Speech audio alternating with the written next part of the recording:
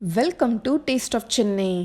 இன்றைக்கி நம்ம எல்லாருக்குமே ரொம்ப ஃபேவரட்டான ரொம்ப பாப்புலரான north Indian dish butter chicken. Restaurants போனால் நம்ம விரும்பி ஆர்டர் பண்ணுற டிஷ்ஷில் பட்டர் சிக்கன் கண்டிப்பாக இருக்கும்.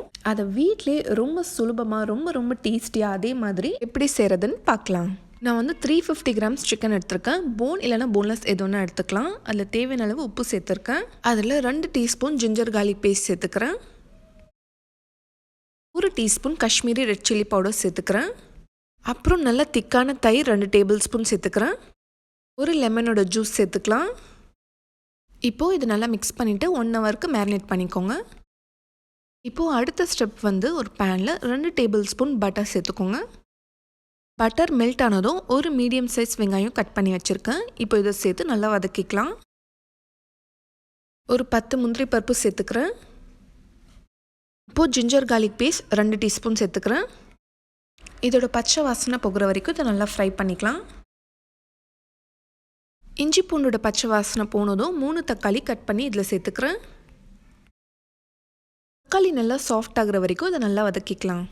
இப்போது 1 டீஸ்பூன் மிளகாய்த்தூள், 1 டேபிள் ஸ்பூன் மல்லித்தூள் சேர்த்துக்கிறேன். இப்போது இந்த மசாலோட பச்சை வாசனை போகிற வரைக்கும் இதை நல்லா வதக்கிக்கலாம்.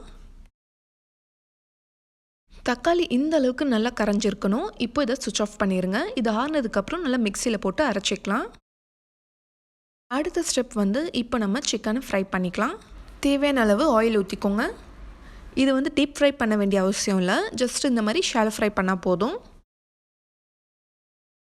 ஒரு சைடு வெந்ததும் இன்னொரு சைடு திருப்பி போட்டுக்கலாம். இப்போ நம்ம சிக்கன் பீசஸ் நல்லா ஃப்ரை ஆகிடுச்சு. இதை தனியாக எடுத்து வச்சுருங்க. இப்போது அடுத்த ஸ்டெப் நம்ம அரைச்ச பேஸ்ட்டை இந்த மாதிரி வடிகட்டிக்கலாம். அப்போ தான் நல்லா ஸ்மூத்தான கிரேவி நம்மளுக்கு கிடைக்கும். இப்போ நம்ம சிக்கன் ஃப்ரை பண்ண பேன்லேயே 2 டேபிள் ஸ்பூன் பட்டர் ஆட் பண்ணிக்கோங்க.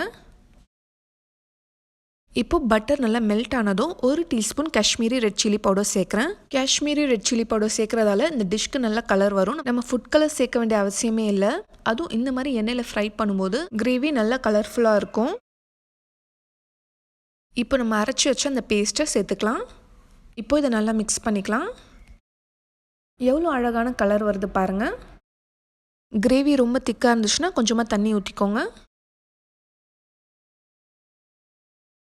தேவையான அளவு உப்பு சேர்த்துக்கலாம். கரம் மசாலா ஒரு 1/4 டீஸ்பூன் சேர்த்துக்கிறேன். நல்லா மிக்ஸ் பண்ணி விட்டுக்கலாம். நம்ம ஃப்ரை பண்ணி வச்சுருக்கிற சிக்கன் பீசஸும் சேர்த்துக்கலாம்.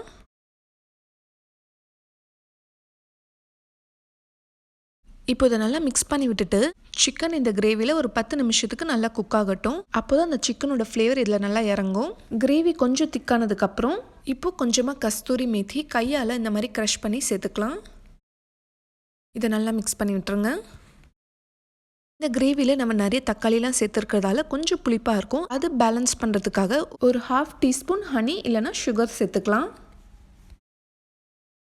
இப்போ ஃபைனலாக ரெஸ்டாரண்ட் டச் கொடுக்கறதுக்கு நம்ம ஃப்ரெஷ் க்ரீம் ஒரு 2 டேபிள் ஸ்பூன் சேர்த்துக்கலாம்.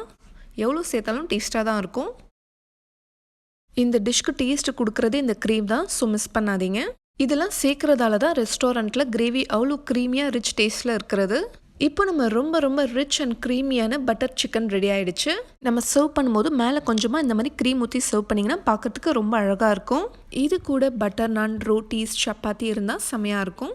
நம்ம ரெஸ்டாரண்ட்டில் சாப்பிட்ற மாதிரி ரொம்ப டேஸ்டியாக இருந்துச்சு. ஸோ கண்டிப்பாக நீங்களும் ட்ரை பண்ணிவிட்டு எப்படி வந்துச்சு உங்களோட ஃபீட்பேக் எங்களுக்கு சொல்லுங்கள். நீங்கள் இந்த ரெசிபி ட்ரை பண்ணிங்கன்னா ஃபோட்டோஸை எங்களோட ஃபேஸ்புக் பேஜ்க்கு நீங்கள் அனுப்பலாம். இந்த வீடியோ உங்களுக்கு பிடிச்சிருந்தா லைக் பண்ணுங்கள். உங்களோட ஃப்ரெண்ட்ஸ் அண்ட் ஃபேமிலிக்கும் ஷேர் பண்ணிக்கோங்க.